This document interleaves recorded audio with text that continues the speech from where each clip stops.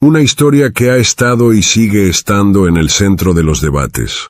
Una historia que ha sido objeto de varias interpretaciones, una historia que nos lleva a extraer ricas lecciones para nuestro bien espiritual. Entonces, ¿cuál es esta historia? Es la historia de la mujer que fue sorprendida en el crimen de adulterio, para quien nuestro Señor Jesús escribió en la tierra. La interpretación de lo que escribió sobre el terreno sigue estando en el centro de los debates. En este vídeo, intentaremos transportarte al corazón de sus interpretaciones, para entender lo que Jesús escribió sobre el terreno. Veamos juntos lo que está escrito en Juan 8 versículos 1 al 6. Pero Jesús se fue al monte de los olivos. Al amanecer fue otra vez al área del templo. Y toda la gente se le acercó. Jesús se sentó y empezó a enseñarles. Los maestros de la ley y los fariseos le llevaron una mujer que había sido sorprendida cometiendo adulterio. La pusieron en medio de ellos y le dijeron a Jesús: Maestro, esta mujer fue sorprendida cometiendo adulterio. Moisés nos ordenó en su ley que matemos a pedradas a la mujer que haga esto. ¿Tú qué dices? Ellos le decían esto para ponerlo a prueba, buscaban algo de qué acusarlo. Él se agachó y empezó a escribir en el suelo con el dedo. Volvamos atrás y entendamos estos hechos. Estos eventos tienen lugar en Jerusalén durante la fiesta de los tabernáculos. Esta festividad conmemora la travesía del desierto del pueblo de Israel. Fue instituido por Dios, como está escrito en Levítico 23, versículos 33 al 34. El Señor le dijo a Moisés: Dile al pueblo de Israel que el día 15 del séptimo mes empezará la fiesta de las enramadas. Será una fiesta en honor al Señor que durará 7 días. Durante esta festividad, todos los israelitas fueron a Jerusalén, viviendo en tiendas durante 7 días, y yendo al templo todos los días. Jesús, ya bajo la supervisión de los líderes religiosos, llega a mediados de este período. Todos los días enseña en el templo, y nadie lo detiene debido a la multitud y las opiniones divididas sobre él. Los escribas y fariseos tratan de sorprender a Jesús públicamente, para poder acusarlo y arrestarlo. Es en este contexto que trajeron a una mujer adúltera sorprendida en el delito de adulterio, para entender esta acusación. Remontémonos al Antiguo Testamento, cuando Dios sacó al pueblo de Israel de Egipto, a través de su siervo Moisés. La Biblia dice en Éxodo capítulo 19 versículo 1, los israelitas llegaron al desierto del Sinaí al tercer mes de haber salido de Egipto. En este lugar, Dios le pidió a Moisés que santificara al pueblo, porque iba a bajar a ellos al monte Sinaí, para hablarles, y comunicará los 10 mandamientos. Se dice que entre sus 10 mandamientos, no cometas adulterio. Vemos esto en Éxodo 20 versículo 14. En Levítico 20 versículo 10 dice: Si un hombre comete adulterio con la mujer de su vecino, entonces tanto el hombre como la mujer serán condenados a muerte. De manera similar, Deuteronomio 22 versículo 22 dice: Si se encuentra a un hombre teniendo relaciones sexuales con la esposa de otro hombre, ambos deben morir, tanto el hombre que tiene relaciones como la mujer. De esta manera quitarás la maldad de Israel. Y también en Levítico 20 versículo 22 Dios dice: Lleven a la práctica todas mis leyes y mandamientos, cúmplanlos. Por lo tanto, al ver que esta mujer había transgredido estas ordenanzas, tuvo que sufrir las consecuencias. Volvamos a nuestro texto. La Biblia dice que el propósito de estos fariseos era tenderle una trampa y acusarlo. Entonces, ¿qué es esta trampa? Los fariseos se negaron a aceptar a Jesús como el Mesías enviado por Dios. Por lo tanto, querían poner a Jesús ante la ley de Moisés y ante las autoridades romanas. Si él dijera que dejaran ir a esta mujer, dirían como ustedes, que dicen ser el Mesías.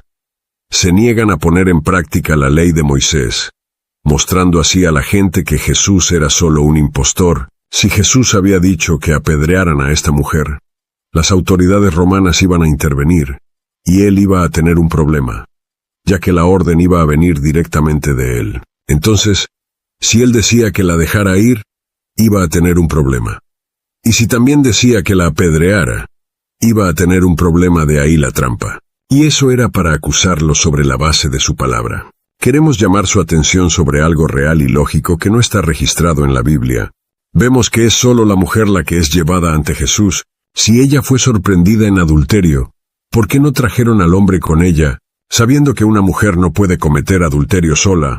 ¿Podría él ser una de ellas? Sin embargo, la ley, de la cual son expertos, especialmente Deuteronomio 22, versículo 22, y Levítico 20, versículo 10, deja claro varias veces que ambos cónyuges deben ser apedreados. Está escrito en Deuteronomio 22, versículo 22. Si se encuentra a un hombre teniendo relaciones sexuales con la esposa de otro hombre, ambos deben morir, tanto el hombre que tiene relaciones como la mujer. De esta manera quitarás la maldad de Israel. Pues Levítico 20, versículo 10 dice, si un hombre comete adulterio con la mujer de su vecino, entonces tanto el hombre como la mujer serán condenados a muerte. La pregunta que se hace, ¿dónde estaba el hombre con quien esta mujer cometió adulterio? Porque, hasta donde sabemos, el adulterio se comete entre un hombre y una mujer. ¿Quién crees que era el hombre y dónde estaba? Deja un comentario sobre tu hipótesis para obtener la respuesta a esta pregunta. La Biblia nos dice que Jesús no va a responder a su pregunta. En cambio, se agacha y comienza a escribir con el dedo en el suelo. Entonces, ¿qué estaba escribiendo? Juan 8, versículos 7 al 11 nos dice, ellos seguían preguntándole lo mismo así, que se puso de pie y les dijo, el que nunca haya pecado que tire la primera piedra. Se volvió a agachar y siguió escribiendo en el suelo. Al escuchar esto, se empezaron a ir de uno en uno, y los más viejos se fueron primero. Jesús se quedó solo con la mujer que todavía estaba allí parada. Jesús se puso de pie y le dijo, mujer, ¿dónde están ellos? ¿Alguien te condenó? Ella dijo, nadie, Señor. Jesús le dijo, tampoco yo te condeno. Vete y de ahora en adelante no peques más. Nótese que Jesús les responde escribiendo en el polvo. Curiosa respuesta, ¿no? Y sin embargo Juan es categórico. Jesús se inclina para escribir con el dedo en el suelo, no una sino dos veces. Un gesto sobre el que llama claramente nuestra atención. Entonces, ¿qué estaba escribiendo Jesús en el suelo? Como puedes imaginar, los comentaristas se han estado tirando de los pelos durante mucho tiempo, tratando de adivinar lo que Jesús estaba haciendo. ¿Por qué escribía en el suelo? Probablemente hayas escuchado a muchos predicadores plantear hipótesis. Por ejemplo, algunos creen que Jesús escribió los pecados de los escribas y fariseos en el suelo, lo que les causó remordimiento, y los hizo irse avergonzados. Esta es una suposición común. Otros creen que simplemente ignoró a los escribas y fariseos dibujando en el suelo. Si nos fijamos en la historia de la interpretación, surgen tres grandes líneas de razonamiento. En primer lugar, algunos piensan que esto es un signo de indiferencia, que Jesús simplemente ignora a los escribas y fariseos. Otra hipótesis es que escribe los pecados de los acusadores en el polvo. Pero la explicación más común es que Jesús está realizando un gesto que cumple una profecía. Si miramos el libro de Jeremías, capítulo 17, encontramos un pasaje del Antiguo Testamento que sí menciona el polvo, y tiene varios paralelismos sorprendentes.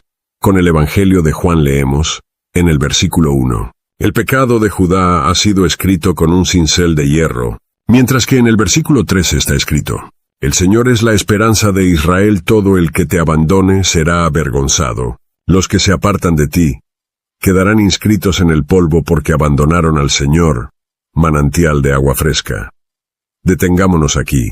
En su contexto original, Jeremías describe que los nombres de aquellos que se olviden del Dios de Israel y lo abandonen serán escritos en el polvo como una señal de condenación y juicio, pronunciado sobre ellos porque se han apartado del Señor, la fuente de aguas vivas. A la luz de esta profecía, volvamos al Nuevo Testamento.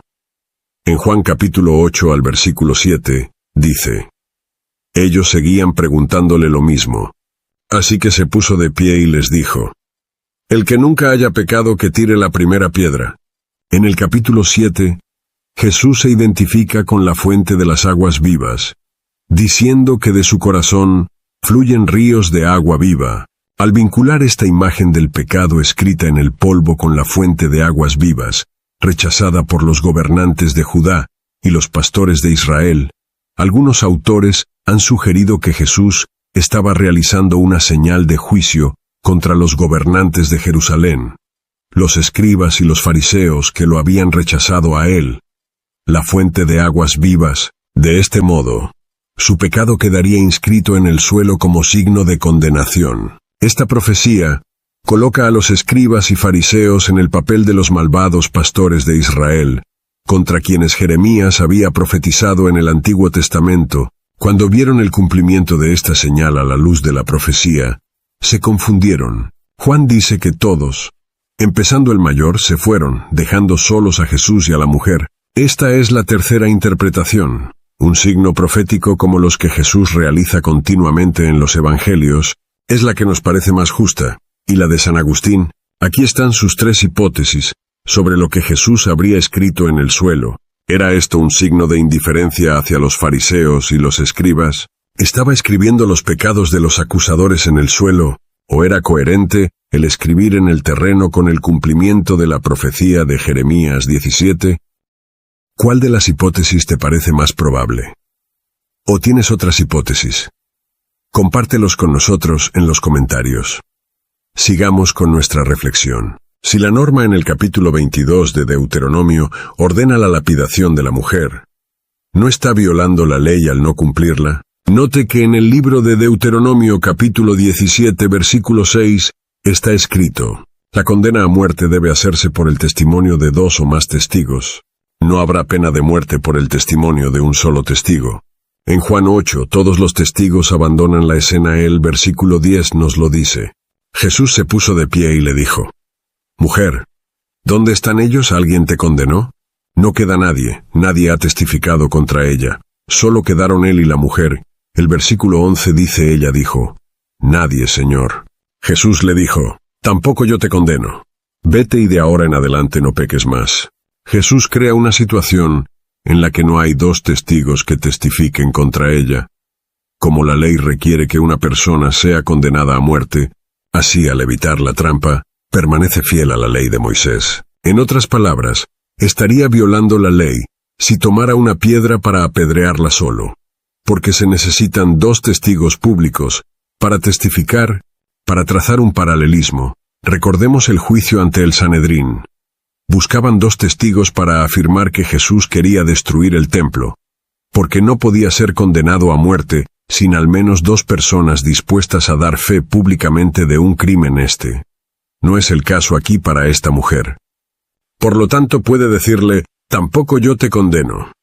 Y estas últimas palabras tan importantes, vete y no peques más, lo llama al arrepentimiento, a cambiar su vida, a alejarse de su vida de adulterio, a no cometer más este pecado, una hermosa y magnífica historia de la misericordia divina, que termina con esta llamada a abandonar nuestra vida de pecado.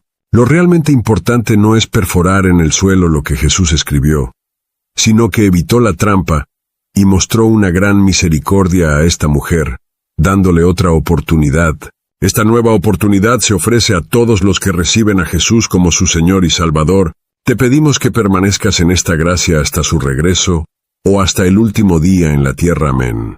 Para aquellos que aún no han asumido este compromiso, sepan que esta es la mejor decisión para su vida. Al igual que con esta mujer, su mano de misericordia se extiende hacia ti, para una nueva vida en Él. Romanos 10 versículos 9 al 11 nos dice: serás salvo si reconoces abiertamente que Jesús es el Señor, y si crees de todo corazón que Dios lo levantó de la muerte, pues Dios te aprobará si crees de todo corazón, y te salvará, si con tu boca lo confiesas abiertamente. La Escritura dice: todo el que confíe en Él no será defraudado. Espero que esta hermosa historia bíblica te haya hecho bien. No olvides darle me gusta al video y compartirlo con otros. Suscríbete y activa la campana para continuar estos maravillosos caminos destinados a nuestra edificación en la fe cristiana. Que Dios te bendiga.